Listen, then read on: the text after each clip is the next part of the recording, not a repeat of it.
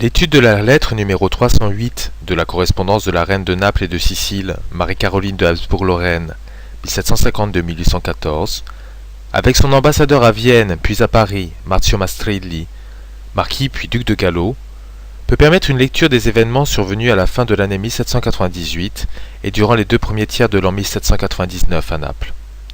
Événements à mettre en rapport avec la propagation à travers l'Europe entière du phénomène connu sous le nom de Révolution française, et qui correspond en fait, au-delà des particularités de ces manifestations françaises ou même européennes, à un moment de crise généralisée et de renouveau des structures politiques, sociales et mentales de la civilisation européenne. Cette lecture particulière peut se faire le long de 3 axes principaux. Ce document met en lumière, d'une part, les contradictions de la Naples de la fin du XVIIIe siècle, ville brillante, mais capitale d'un État dont les structures apparaissent de plus en plus archaïques.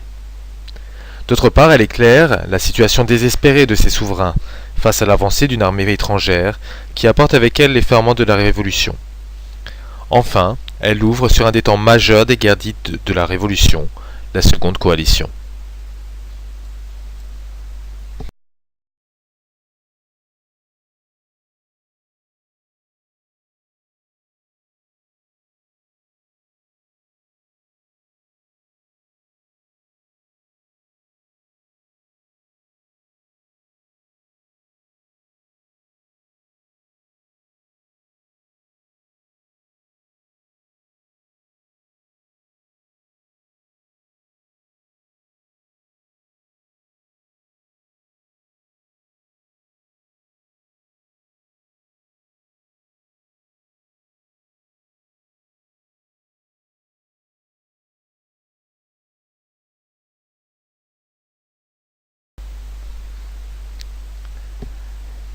Il importe de faire entrevoir que les informations que fournit un texte peuvent être de 2 ordres, le dit et le non dit. Les silences d'un texte sont parfois bien plus porteurs de sens que les informations qu'il contient et offre spontanément. Il est donc toujours bon d'en réserver une place aux absents et de s'interroger sur l'importance et les causes de possibles lacunes. Elles peuvent être simplement fortuites, comme elles peuvent être le fruit de l'ignorance, de la négligence ou bien encore du secret. Chacune de ces raisons peut être exploitée par l'historien.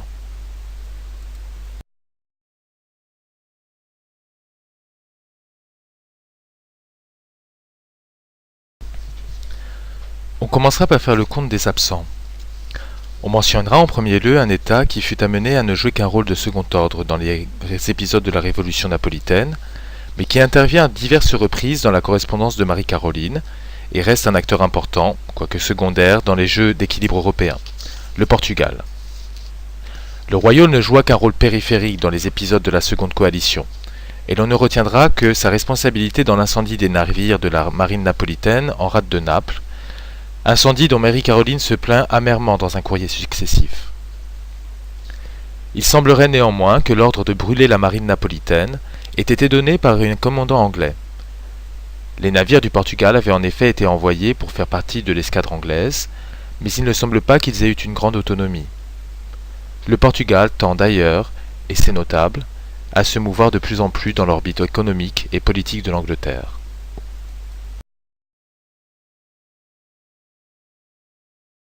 2 États autrement plus importants se rallient à la deuxième coalition, la Russie de Paul Ier et l'Empire ottoman de Sélim III.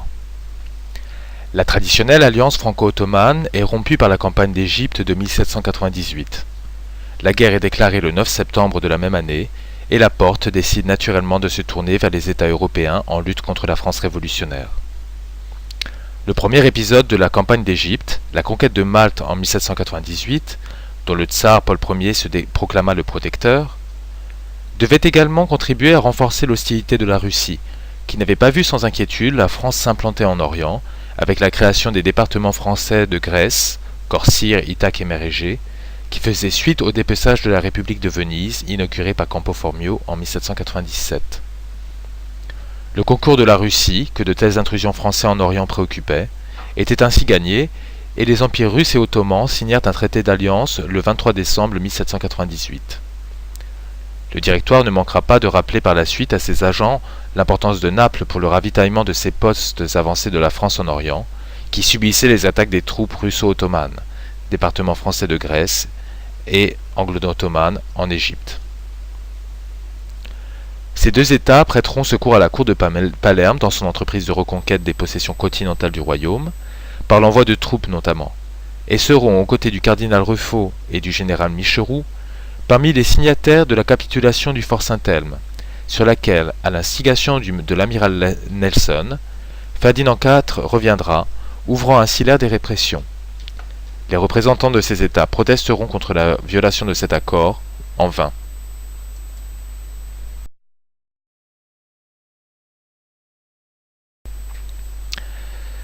Un certain nombre d'États européens de second ordre furent amenés à leur corps défendant à jouer un rôle dans les épisodes des guerres de la Révolution.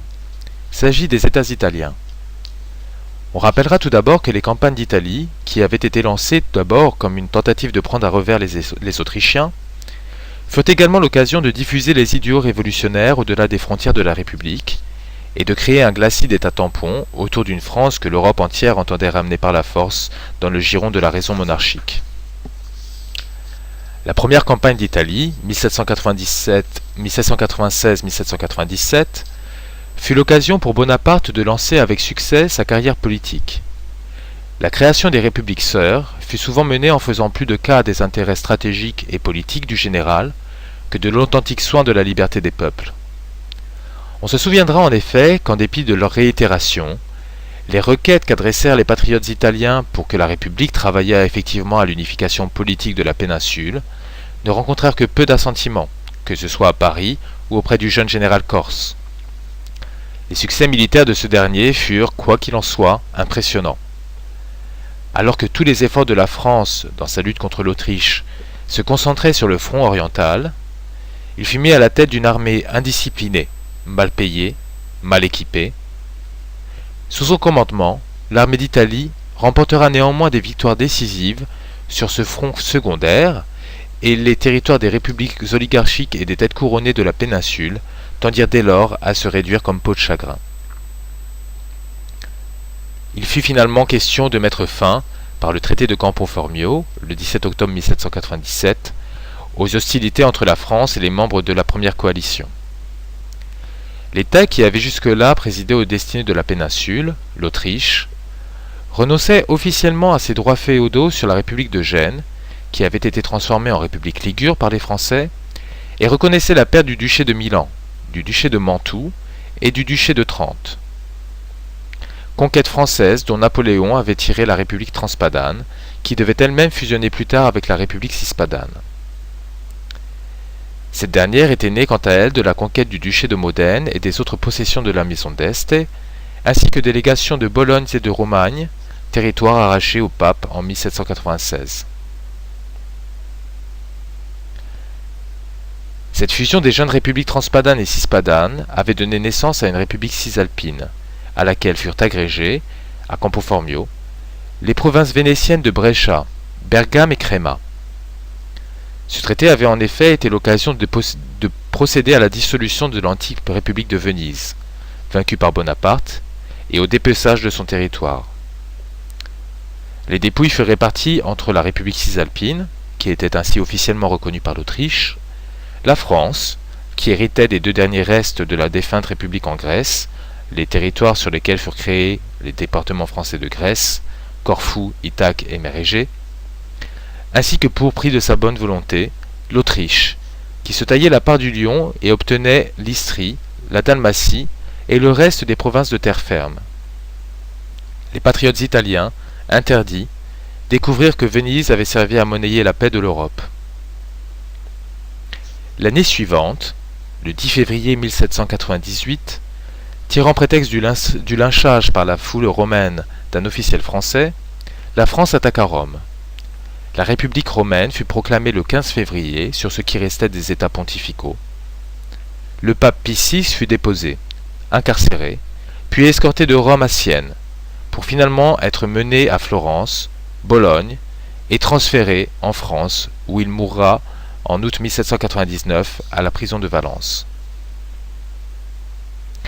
Quant à la République de Lucques, elle était nominalement indépendante, mais pour peu de temps encore.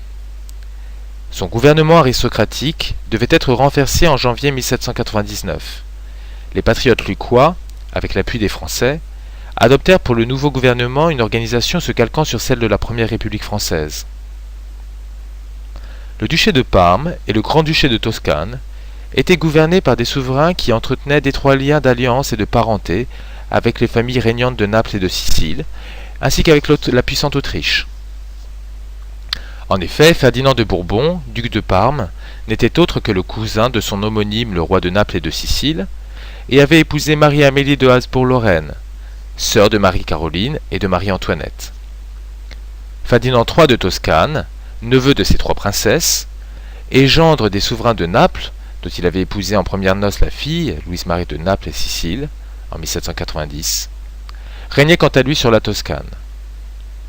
Ces deux souverains furent contraints de souffrir la présence des Français sur leurs terres et s'efforcèrent d'accommoder les nouveaux maîtres de l'Italie pour ne pas risquer de perdre leur trône.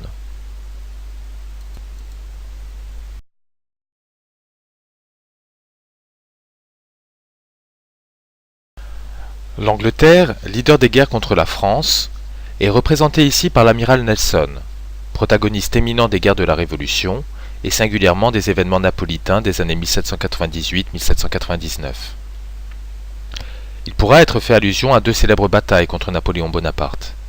Aboukir, 1er août 1798, et Trafalgar, 21 octobre 1805. La première notamment, qui lui valut d'être fêtée en grande pompe à Naples, enfermait Bonaparte en Égypte et ouvrait la voie à une reprise de la guerre contre la France en Europe. Trafalgar, bataille décisive pour l'Angleterre, au cours de laquelle il mourut, mérite également d'être mentionnée, bien qu'elle sorte du cadre chronologique de la Révolution napolitaine. Les relations entre Nelson et Lady Hamilton, femme de l'ambassadeur d'Angleterre auprès de Ferdinand IV et amie intime de Marie-Caroline, relèvent à la fois du mythe littéraire et historique et méritent à ce titre d'être évoquées. Le rôle prépondérant de Nelson dans la remise en cause de la capitulation du Fort Saint-Elme et sa responsabilité dans les massacres que celle-ci ouvrira doit également être indiqué. En juin 1799, après l'entrée à Naples des troupes sanfédistes du cardinal Ruffo, les représentants de Naples, de la Russie et de l'Empire ottoman signèrent avec le commandant du Fort Saint-Elme, le français Méjean, une capitulation qui prévoyait, entre autres, que la garnison française, ainsi que les républicains napolitains enfermés dans le fort et ceux qui avaient été faits prisonniers en ville, puissent s'embarquer librement pour Toulon. L'amiral Nelson, arrivé depuis peu de Palerme, en dépit de l'autorité du cardinal Ruffo, revint sur ces conditions et considérant que les sujets napolitains ne pouvaient être inclus dans la capitulation. C'était là ouvrir la voie à la terrible répression de 1799 qui faucha une partie de l'élite intellectuelle et de la noblesse napolitaine. Les conséquences de ce revirement scandalisèrent si fort l'Europe, y compris l'Angleterre, que le Foreign Office décida d'envoyer Lord Paget mener le plus discrètement possible une enquête à Palerme en 1800 pour déterminer le degré de responsabilité de Nelson. Les conclusions furent telles que Lord Hamilton fut rappelé à Londres, et ce qui, attendu la passion notoire de Nelson pour Lady Hamilton, équivalait à un rappel de Nelson. De fait, celui-ci regagna l'Angleterre séance tenante.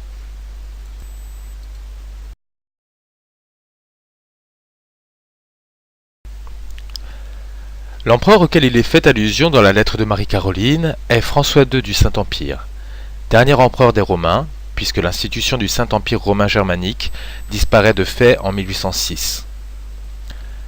Des trois liens de parenté l'unissent à la cour de Naples. Il est en effet à la fois neveu du roi, par sa mère, Marie-Louise d'Espagne, de la reine, par son père, Léopold II du Saint-Empire, et leur gendre à tous deux, puisqu'il épouse leur fille, Marie-Thérèse de Bourbon-Naples. Réputé grand stratège, le général Mack prend, à la demande expresse de François II, le commandement des troupes napolitaines. L'aventure italienne sera pour lui un désastre. Le royaume de Sardaigne est gouverné depuis 1796 par Charles-Emmanuel IV de Savoie.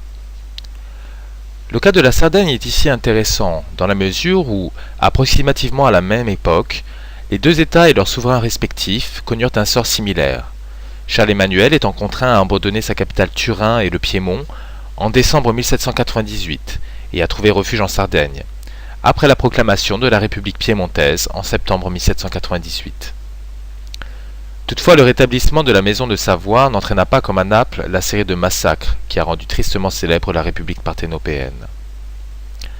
L'allusion à la déportation de la famille de Savoie à Paris, où Marie-Caroline ne doutait pas qu'elle eût connu un sort horrible, révèle ici l'esprit de panique qui s'était imposé à la reine. La famille de Piémont, en décembre 1798, n'était pas conduite à Paris, mais fuyait à Parme, d'où, après avoir trouvé provisoirement refuge à Florence, elle se rendit à Caligari. L'inquiétude de Marie-Caroline, pour infondée historiquement qu'elle soit, n'en est pas moins révélatrice de l'état d'esprit de la reine, et de la stupeur dans laquelle nombre de têtes couronnées avaient été plongées par les événements français. On évoquera désormais celle que les patriotes européens nomment la Grande Nation, appellation qui marque l'admiration qu'ils éprouvent à l'égard d'un pays qui paraît pouvoir imposer alors ses vues à l'Europe entière, la France. En 1799, cette désignation renvoie encore à la grandeur, à la générosité, à la puissance de la France. Mais elle ne tardera pas à prendre une teinte fortement ironique. Après l'amère expérience des républiques sœurs, dont les relations avec le Directoire, en particulier en Italie, rendirent vite évident le peu d'inclinaison du gouvernement français pour des solutions qui auraient fait de ces nouveaux États plus que des pions sur l'échiquier européen ou une commode source de revenus. Il convient tout d'abord de présenter le Directoire. Le pouvoir s'organise institutionnellement autour de 3 organes. Un directoire exécutif, une chambre haute et une chambre basse, respectivement le collège des 5 directeurs, le conseil des anciens et le conseil des 500.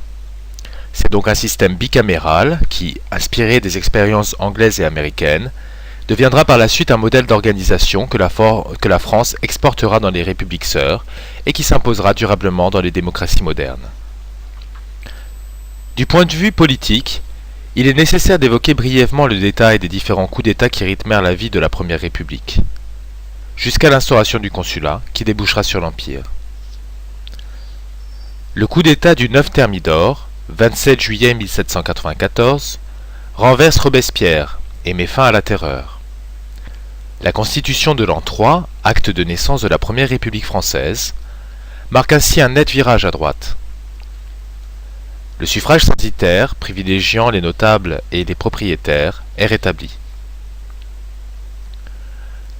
Le coup d'État du 18 Fructidor, 4 septembre 1797, présente un intérêt particulier, puisque les Jacobins, vainqueurs aux élections, sont écartés du pouvoir. C'est donc à l'évidence un directoire peu enclin à favoriser les patriotes italiens qui est alors aux affaires. La gestion du conflit entre Championnet et Fépoux, le commissaire civil à Naples, en témoigne amplement. Avec le coup d'État du 18 Fructidor, on passe du premier directoire au second directoire.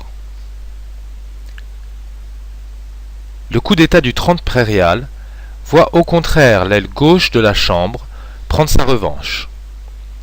Ici, il est intéressant de voir que l'Italie s'invite à son tour dans le débat politique français, puisque l'on fera reproche aux membres du directoire exécutif de leur peu d'empressement à soutenir les jacobins italiens, mais aussi allemands et suisses, et le rappel du général Championnet, qui avait notoirement appuyé les patriotes, fut ainsi de fait évoqué.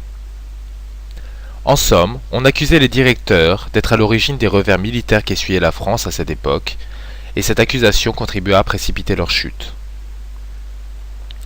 En ce qui concerne le coup d'État du 18 Brumaire, qui portera Bonaparte au consulat le 9 novembre 1799, il serait pertinent de rappeler l'importance qu'ont eu les campagnes d'Italie dans la carrière des généraux de la République, et singulièrement de Bonaparte, dont elle avait lancé la carrière prodigieuse. On ne manquera pas ici de mentionner le général Joubert, chef de l'armée d'Italie, qui réglera le sort du Piémont.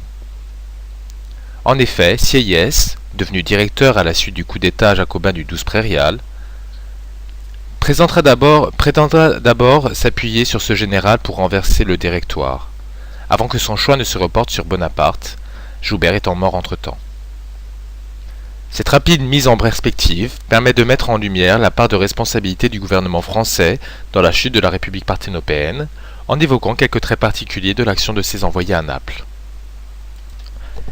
La légende des exactions et de la cupidité des agents du Directoire fera florès. Il suffira ici de faire mention des tributs pesants exigés de la République parthénopéenne par une France financièrement en mauvaise posture. Le thème des exactions autoriserait par ailleurs de nombreuses digressions, allant du pillage des œuvres d'art au détournement des biens nationaux, et passant naturellement par la charge terrible que les conditions du Directoire imposèrent à la jeune République sous forme de contributions de guerre. Il convient de souligner combien celles-ci grévèrent les finances napolitaines, déjà mal en point, hypothéquant ainsi d'autant la réalisation des réformes les plus urgentes, et générant, parmi le peuple, un mécontentement dont la contre-révolution saura se nourrir. Le conflit entre les autorités militaires et civiles françaises à Naples, qui se renvoient à la responsabilité des pillages et s'accusent mutuellement de détourner les richesses d'une république qui ne se révèle pas au reste aussi prospère que ses protecteurs la souhaiteraient, mérite enfin d'être évoqué. L'épisode de la lutte entre Championnet et Fépoux aura en effet de larges répercussions sur la destinée de l'éphémère république, puisqu'elle entraîna le retour du commissaire Fépoux, qui employait son génie à drainer les richesses de Naples, ainsi que le rappel de Championnet, pro-napolitain, et le retour de la nomination de son rival Macdonald. Macdonald marquait en toute occasion son mépris pour les Napolitains et son peu d'intérêt de leurs affaires. De fait, appelé à envoyer des renforts plus au nord, où une puissante contre-offensive austriaco-russe ébranlait des positions françaises, il abandonnera sans regret la République parthénopéenne à son sort, en dépit d'avancées préoccupantes des troupes sanfédistes du cardinal Ruffo.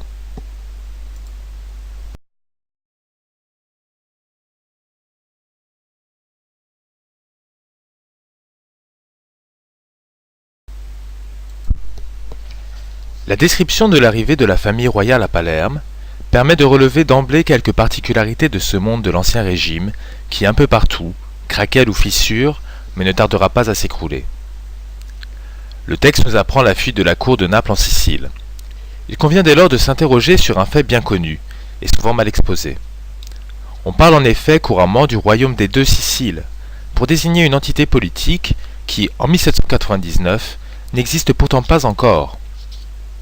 Le royaume des deux Siciles ne naîtra qu'en 1816, à la conférence de Vienne, où se réglera le sort de l'Europe à l'occasion de la chute de Napoléon Ier.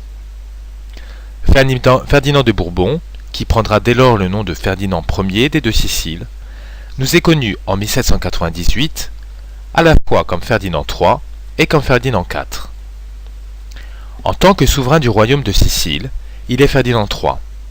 En tant que roi de Naples, il est Ferdinand IV. Ce détail qui peut sembler anodin est en réalité riche de signification et révélateur d'un des traits marquants de l'Ancien Régime. Le roi gouverne deux États, qui ne sont unis que parce que leur couronne se trouve ceindre une même tête. Ce phénomène, difficile à concevoir pour un esprit moderne, habitué qu'il est à l'unité territoriale et politique de l'État-nation, est à l'époque fort courant. Il est même, pour ainsi dire, de norme. De grandes puissances européennes, comme le Saint-Empire romain germanique, le Royaume de Grande-Bretagne, l'Espagne jusqu'en 1707, donnent l'exemple de ces unions personnelles ou dynastiques. Hormis la France, et il devient dès lors intéressant de s'interroger sur les raisons qui ont fait de ce pays particulier le siège le plus abouti des mouvements révolutionnaires qui secouent l'Europe et l'Amérique, hormis la France donc, aucun pays n'a connu à cette époque une intégration territoriale relativement aboutie autour d'un État unique. Ainsi, outre le royaume de Naples, officiellement appelé Regnum Siciliae Ultrafarum, c'est-à-dire royaume de Sicile au-delà du détroit, et le royaume de Sicile proprement dit, le royaume de Sicile en deçà du détroit, dont Malte dépend formellement, Ferdinand IV gouverne également les États des Présidis, un ensemble de territoires aux confins des États pontificaux et de la République de Gênes, et qui passe de l'union personnelle avec le roi de Naples à l'intégration au royaume de Naples en 1796, ainsi qu'un ancien protectorat, le duché de Sora. Il importe de noter que tous ces territoires possèdent des lois et coutumes différentes. L'homogénéité territoriale n'est d'ailleurs pas assurée à l'intérieur d'un même ensemble, puisque les développements historiques y ont permis le maintien d'enclaves, étrangères parfois, comme le duché de Bénévent et la cité de Pontecorvo, mais des enclaves intérieures parfois. C'est le cas des universitates, reste du droit féodal qui place des territoires entiers sous la dépendance d'un seigneur, roi ou simple baron. Ainsi, c'est la discontinuité territoriale qui prédomine. Situation aux antipodes de la rationalité territoriale telle que nous l'entendons aujourd'hui. Remédier à ce qui apparaît comme une insulte à l'esprit de raison cher aux Lumières sera au cœur des réformes de la Révolution française, en France comme dans les républiques sœurs qu'elle essaime. On appréciera à l'aune de cette mise en perspective ce qui semble être un motto de la République, en France comme à Naples, République qui se proclame haut et fort, une et indivisible.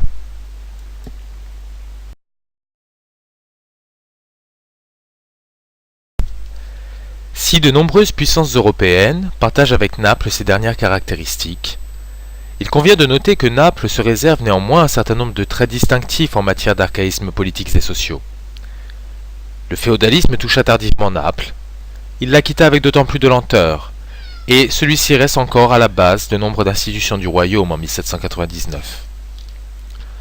Les problèmes liés à la justice, le caractère éclaté et concurrentiel des juridictions notamment, et ceux liés à la question du privilège, qui n'est pas réservé, comme on le croit souvent, aux seuls nobles, puisque c'est bien en tant que paradigme que la privata lex, la loi privée, régit toute l'organisation juridico-socio-économique d'Ancien Régime. Ces problèmes, donc, sont typiques des sociétés d'Ancien Régime.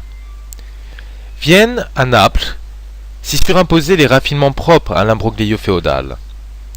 L'emprise des barons en est considérablement augmentée. À ceci s'ajoute un facteur d'importance, le poids de l'Église dans le royaume. Il faut alors distinguer deux aspects, l'aspect juridico-politique et l'aspect socio-économique. Du point de vue politique, on rappellera que le royaume de Naples est, juridiquement, un fief du Saint-Siège. Cette particularité est rendue sensible notamment à travers le mode d'investiture du souverain napolitain, qui n'est effective que par le sacrement du pape.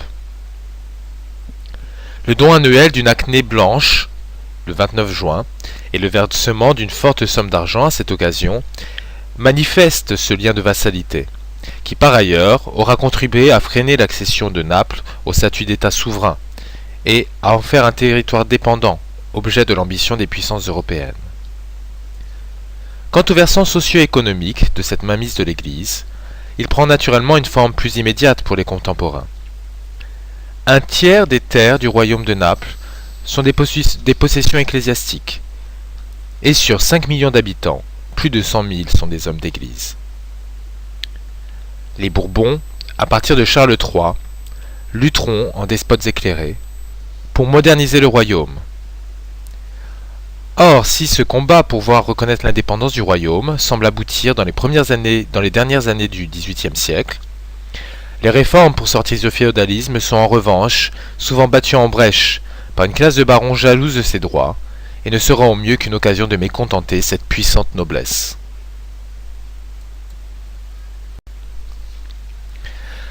La capitale, en dépit des pesanteurs qui ralentissent la marche des réformes des Bourbons, est néanmoins une des cités phares de l'Europe des Lumières. Elle est tout d'abord l'une des villes les plus peuplées d'Europe et la plus populeuse d'Italie. Depuis toujours centre névralgique du commerce méditerranéen, elle est également une place financière d'importance. Les réformes des Bourbons s'attachent désormais à lui donner des cadres architecturaux dignes de la capitale moderne d'un État nouvellement rendu à son indépendance. Des expériences novatrices, dans le droit fil du despotisme éclairé, qui travaille en profondeur l'Europe de la période, accroissent le prestige de la capitale et font souffler sur la ville un air de modernité. La création et le développement de la colonie de San Leocho, installée sur le site du palais royal de Caserte, réalise, avant la lettre, un modèle de république sociale sous la férule du roi. On connaît le rayonnement de Naples en matière de culture. Elle est alors la capitale européenne de la musique, avec des compositeurs aussi fameux que Pergolèse et Cimarosa. Ses théâtres, son architecture grandiose, sa vie intellectuelle bouillonne. De fait, Naples peut être considérée comme une seconde capitale, après Paris, des Lumières, et elle est avec Milan l'un des centres italiens les plus actifs. Des noms comme Vico, Filangieri, Pagano, pour ne citer qu'eux, renvoient à la part enviable que prit la cité dans le développement des Lumières européennes. Et ces noms, oubliés aujourd'hui en France, y jouirent d'un grand renom à la veille et pendant la Révolution française. Tous ces facteurs confondus, alliés à la beauté des sites, à l'engouement pour les fouilles d'Herculanum et de Pompéi, qui battent alors leur plein, à la réputation de félicité et de richesse du royaume, firent de Naples un séjour de prédilection pour les intellectuels européens du XVIIIe siècle. Témoin les célèbres pages de Goethe, qui y séjourna quelque temps.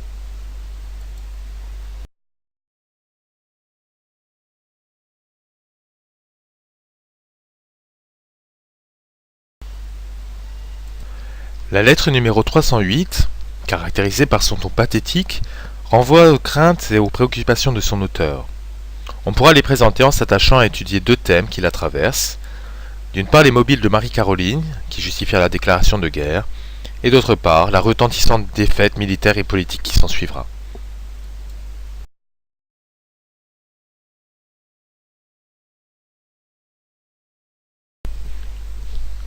Aucune mise en récit des événements survenus à Naples en cette fin de siècle ne peut faire l'économie de l'évocation d'un facteur clé des rapports entre Naples et la France. L'exécration de Marie-Caroline pour la République et l'hostilité qu'elle ne cessera de manifester à son endroit après 1793. Le texte se prête parfaitement à l'évocation de ce trait caractéristique de la psychologie de la reine, à travers l'exposition des sentiments de haine et de terreur qu'inspire la grande nation à la fille de l'impératrice Marie-Thérèse. C'est de façon détournée que le texte aborde cette question. L'occasion en est les craintes exprimées par Marie-Caroline à propos du sort supposé de la famille de Piémont. Il s'en fait de peu pour que Marie-Caroline ne se laisse à évoquer dans sa lettre une prochaine comparution des souverains et de leurs familles devant un tribunal révolutionnaire et l'extinction de la maison de Savoie par une mise à mort républicaine.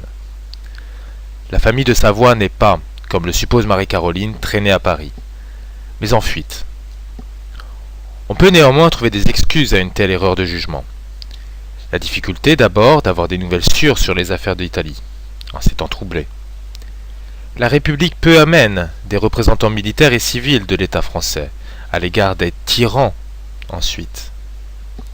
Le souvenir, enfin, d'un traumatisme personnel, propre à stupéfier et à altérer le jugement d'une reine qui vient d'être contrainte à la fuite.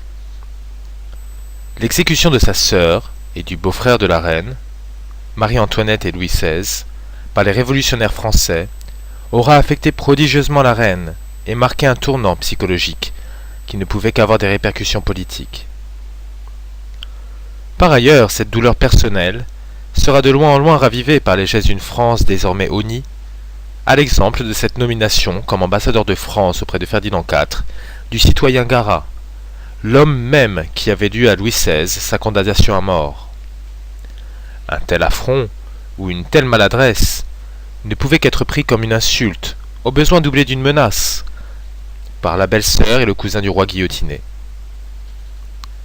D'ailleurs, la politique italienne de la France, ou de ses généraux, ne semblait guère laisser planer de doute dans l'esprit des souverains napolitains sur les intentions du Directoire. L'étau autour du royaume s'était considérablement resserré en 1798. Au sud avec la prise de Malte par le général Bonaparte, au nord avec la proclamation de la République romaine sur le territoire des anciens États pontificaux. L'imagination d'une reine qui n'est pas au fait des intentions du Directoire n'est donc pas trop à blâmer.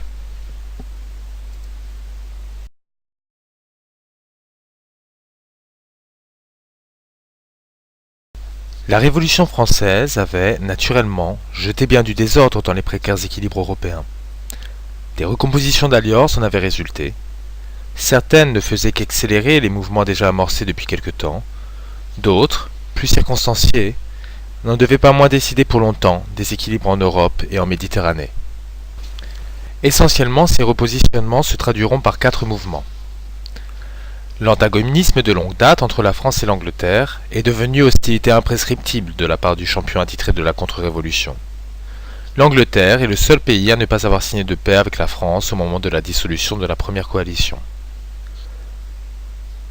Le rapprochement de la France et de l'Espagne, après une éphémère remise en cause de la traditionnelle alliance dynastique entre les deux pays, est sanctionné par le traité de San Ildefonso, le 18 août 1796. Naples se rapproche de l'Autriche et s'éloigne d'avec l'Espagne, Et ces mouvements se trouvent concomitants et complémentaires, puisqu'ils trouvent leur origine dans la volonté de Marie-Caroline de faire passer le royaume dans l'orbite autrichienne, pour d'une part obéir à ses intérêts de famille, et d'autre part dans le but de limiter le risque d'ingérence espagnole. Un traité d'alliance contre la France est signé avec l'Autriche le 19 mai 1798. Le rapprochement avec l'Angleterre et la prise de distance avec la France, mouvements en partie complémentaires mais non exactement corrélés, sont les conséquences prévisibles de la Révolution et des concurrences méditerranéennes et coloniales que se livrent les deux principales nations européennes. Les agents du rapprochement anglo-napolitain sont le Premier ministre de Naples, Sir Acton, l'ambassadeur d'Angleterre, Lord Hamilton, et sa femme, amie intime de la reine, Lady Hamilton.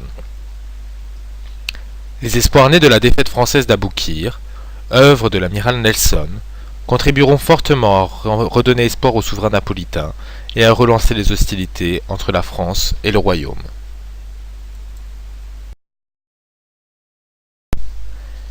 Il a déjà été fait allusion à l'effervescence intellectuelle qui anime la capitale des Bourbons. Il convient de rappeler que, jusqu'aux condamnations de Louis XVI et de Marie-Antoinette, le soutien des souverains aux Lumières napolitaines ne se dément pas. C'est en tout point qu'on peut s'éclairer qu'ils se comportent. Les événements de France viennent perturber cette belle harmonie et rappeler à certains combien les réformes sont nécessaires au royaume et aux autres combien leur trône est précaire. La nouvelle de la mort de sa sœur Marie-Antoinette aura un fort impact sur Marie-Caroline, qui se met à suspecter tous les napolitains qui, elle le craint, ne la souffrent qu'à peine, et lui réserverait le même sort à la première occasion. Elle pousse son époux à se jeter dans la première coalition. Cette aventure se soldera par un échec, et le royaume de Naples doit, bon gré mal gré, s'accommoder d'une France devenue, à son grand dam, irréparablement républicaine. Un événement viendra précipiter les choses en introduisant sur le sol napoléen ce que Marie-Caroline appellera une infection. La France prend le prétexte d'intrigues napolitaines à Constantinople, visant à faire refuser les lettres de crédit du nouvel ambassadeur auprès de la Porte, pour envoyer une expédition punitive à Naples. Le contre-amiral Latouche-Tréville jette l'ancre dans la rade de Naples et somme les souverains de présenter leur excuse à la France. À la requête de Marie-Caroline, le gouvernement obtempère immédiatement. Mais l'amiral, dont le bâtiment restera dans le port de Naples plus d'un mois, profite pour recevoir toute une jeunesse échauffée et propage en son sein les idées révolutionnaires. Lorsqu'il repart en janvier 1793, le ferment des doctrines révolutionnaires a été jeté. Les conseils du contre-amiral français et de ses officiers furent rapidement mis à l'essai, et le modèle du club jacobin fit son entrée à Naples. Les loges francs-maçonnes et les sociétés secrètes avaient existé dans la Naples d'avant 1793. D'abord tolérées, sinon favorisées, elles furent par la suite l'objet de tous les soupçons d'une reine qui semblait croire que la répression était le seul moyen pour empêcher que les idées révolutionnaires ne disposassent et de son trône et de sa tête. Les officiers français ne s'étaient pas contentés de ne laisser que des conseils à Naples. Ils avaient enjoint à Carlo Lauberg, éminent chimiste qui sera plus tard naturalisé français et prendra le nom de Charles-Jean Laubert, et à Annibale Giordano, mathématicien, de constituer les sociétés éparses en une organisation jacobine unique. Celle-ci fut créée en août 1793 et prit le nom de Société patriotique, Società Patriottica. On y affiche, au Club central, la Constitution de 1793. En février de l'année suivante, l'organisation devait se scinder en deux clubs. Les plus extrémistes fondèrent le Reomo, Repubblica o Morte, tandis que les plus modérés se constituèrent en Liomo, Libertà o Morte. Certains jeunes patriotes du club Reomo, qui avaient pour objectif la révolution immédiate, virent dans la défaite de la marine napolitaine, expulsée de Toulon par Bonaparte à la fin de 1793, le signe qu'était enfin venu le temps d'en finir avec la tyrannie. Une conjuration destinée à s'emparer des principaux forts de la ville fut éventée. La rafle qui s'ensuivit devait déboucher sur une impressionnante série de condamnations. On créa à cet effet une junte d'État, tribunal d'exception qui se chargea de condamner les patriotes de la cité à de lourdes peines, d'emprisonnement et d'exil. Parmi les exilés et les emprisonnés les plus notoires, et qui, à leur retour ou à leur libération, joueront un rôle de premier plan dans la révolution napolitaine, on citera les futurs membres du gouvernement Carlo Loberg, Annibale Giordano, Ignacio Chaia, mais aussi l'éditorialiste et poétesse Eleonora de Fonseca Pimentel, ou encore Andrea Vitaliani, Vincenzo Russo, Vincenzo De Filippis. Ce fut pourtant la condamnation à mort, en 1794, de trois jeunes gens, Emanuele Dedeo, Vincenzo Vitaliani et Vincenzo Galliani, qui devait marquer les esprits. L'exécution de ces jeunes hommes qui, à eux trois, comme cela sera souvent rappelé par la suite, ne totalisaient pas 60 ans, loin de calmer les ardeurs révolutionnaires, devint le symbole de la cruauté des tyrans. Cette répression ne fit donc qu'accroître la haine des souverains dans les milieux éclairés.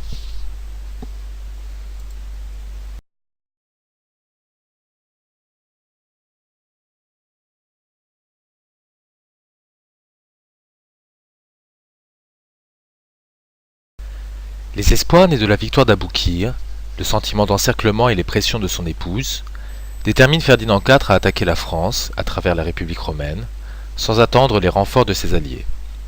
Sans même s'embarrasser d'une déclaration de guerre, il se met à la tête des troupes napolitaines qui se mettent en marche le 24 novembre 1798. L'aventure romaine de Ferdinand IV semble, dans un premier temps, se présenter sous des auspices favorables. L'armée napolitaine est commandée par le général Mack, qui, bien qu'il n'ait fait jusqu'alors qu'essuyer des revers face aux généraux de la République, jouit d'une réputation de grand stratège.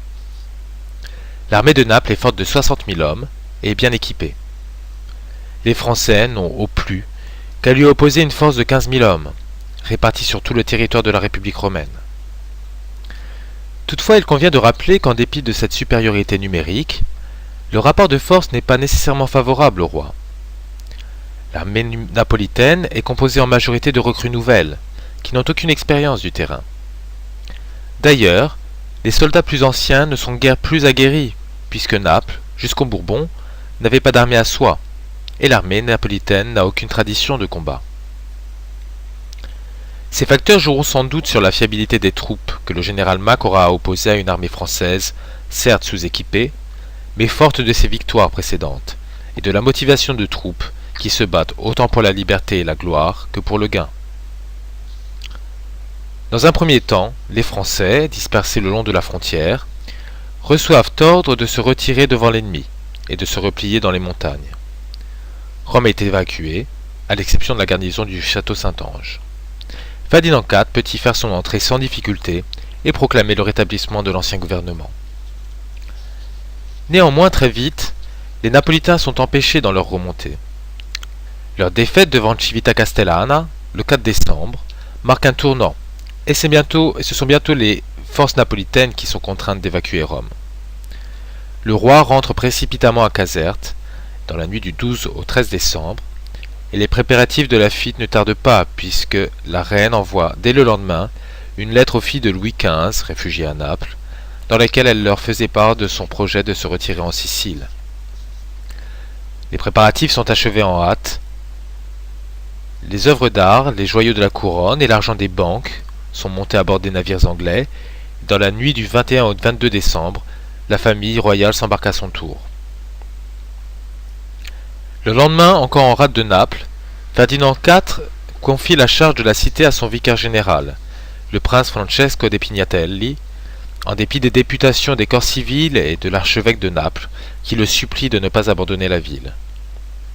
Le bâtiment fait voile le 23 décembre pour Palerme, qu'il atteint le 25, après une traversée éprouvante, au cours de laquelle mourra l'enfant Don Alberto, troisième des enfants de Marie-Caroline et de Ferdinand IV.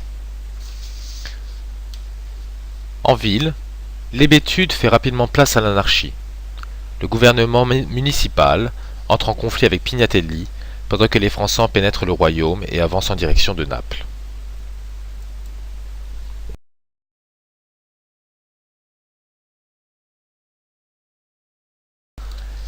Contrairement aux prévisions, l'armée du général Championnet, qu'on appelle encore armée de Rome, mais qui deviendra après la prise de la ville armée de Naples, a non seulement regagné le terrain qu'elle avait un moment abandonné à l'adversaire, mais elle s'aventure désormais dans les domaines mêmes du roi de Naples. Son avancée se fait essentiellement sur deux fronts. Une première colonne se dirige sur Naples, une seconde prend la direction des Abruzzes.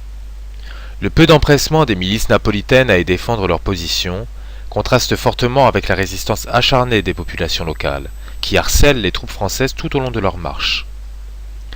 Leur vigueur confine même à la férocité en certaines occasions. Ces efforts ne parviendront néanmoins pas à arrêter les Français, mais en faisant ainsi montre d'un farouche attachement à la cause des souverains, elles préfigurent la marche des troupes sanfédistes du cardinal Ruffo, qui devait emporter la République parthénopéenne le printemps suivant. Alors que le général Mack comprend le caractère inexorable de cette pénétration ennemie et invite les souverains à se mettre à couvert en se réfugiant en Sicile, les Français poursuivent leur avancée, reprennent Terracine, enlèvent Gaète et, le 3 janvier, mettent le siège devant Capoue. Le général MacDonald en est repoussé une première fois, mais la honteuse reddition de Gaète, dont la garnison de 4000 hommes se rendit à la première sommation, fournit 72 pièces de canon, 12 mortiers et 20 000 fusils, à une armée qui, au début des hostilités, était si démunie qu'elle ne disposait pas de plus de 3 cartouches par homme. Dans le même temps, arrivèrent des nouvelles favorables de l'aile gauche de l'armée, annonçant la prise de Pescara. Le général Mack, gagné par le défaitisme, se décide à envoyer un parlementaire à Championnet pour traiter un armistice. Le général français, en dépit de la précarité de la situation de son armée, qui manquait toujours de munitions et de vivres, et était pris en étau par les armées napolitaines, refuse pourtant ses premières offres. Cependant que Mack reste immobile, l'anarchie gagne du terrain à Naples. Et ce sont bientôt les autorités civiles du royaume qui décident de traiter avec les Français. Le vicaire général Pignatelli, dont la position à Naples est devenue insoutenable, envoie à Championnet 2 fondés de pouvoir. On cède tout aux Français, y compris Capoue, pourvu que Naples ne soit pas attaquée. La nouvelle de l'armistice fut mal accueillie à Palerme, comme l'on peut s'en douter, mais elle le fut également à Paris. Championnet fut réprimandé par le Directoire, qui n'avait pas souhaité l'invasion de Naples, et se méfiait par ailleurs de la trop grande autonomie de ses généraux en Italie, qui, comme Bonaparte, avaient tendance à utiliser leur conquête à des fins personnelles. Mais ce fut à Naples que le mécontentement éclata avec le plus de fureur. On vit dans l'armistice une trahison de Pignatelli, et les Lazzaroni prirent le contrôle de la ville. Ceux-ci représentaient la frange la plus défavorisée de la population napolitaine, et bien qu'ils vivassent fort pauvrement entre oisiveté, mendicité et menu larcin, ils étaient, du fait de ses largesses, très attachés à la personne du roi. Une période d'anarchie s'ouvre alors. La chasse aux supposés jacobins battit son plein. On pilla donc et l'on tua, au nom de la préservation de la sainte foi et du gouvernement légitime. Les prisons avaient été réouvertes, et les condamnés de droit public, de droit commun, se mêlèrent à la foule. On s'empara des forts de la ville, et bientôt les Lazzaroni furent patrons de la cité. La trêve avait, comme c'était prévisible, été rompue presque immédiatement. C'est donc une Naples insurgée, mais défendue avec une rare ardeur, que Championnet s'apprête à investir le 20 janvier. Le combat dans la ville, abandonné par les troupes régulières, durera 3 jours entiers. Le 23 janvier, alors que la victoire française se précise, Championnet s'attache à gagner les Lazzaroni et leurs chefs. Il fit valoir que c'était le roi même qui, en abandonnant sa capitale, avait renoncé à son trône, et assura que la religion, en particulier Saint Janvier, le saint patron de la cité, serait respectée. Le 24 janvier, la République est proclamée à Naples, et Championnet place à la tête du gouvernement provisoire le chimiste Carlo Loberg.